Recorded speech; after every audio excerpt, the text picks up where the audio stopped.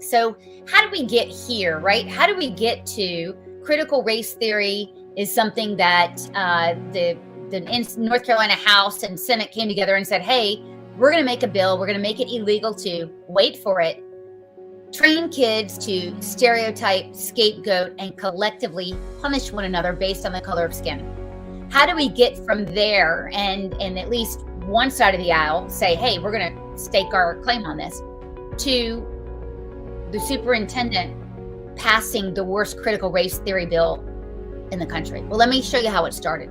So December 14th, 15th, 30th, and the 5th, Dr. Nancy Anderson, who is definitely a prolific emailer, for sure. When she's got you in her grips and wants to tell you something, she's going to do it. She emailed Superintendent Truitt and said, hey, listen, there's a problem with Frank Porter Graham. That's UNC Frank Porter Graham Institute, right? It's a radical left institute. You've invited them in here into the State Board of Ed without any counterbalancing narratives. And this is too radical. Then Nancy follows up on the 30th and says, hey, Catherine Truitt, there's a problem. You've got a contract here.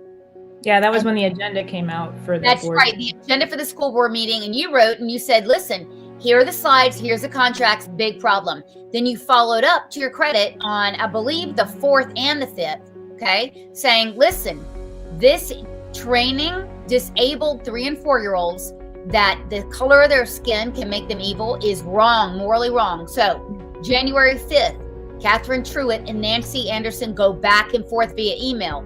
Catherine Truitt sees the program, right? Sees these slides and she goes, hey, nothing to see here. This isn't critical race theory. This isn't communism in nature.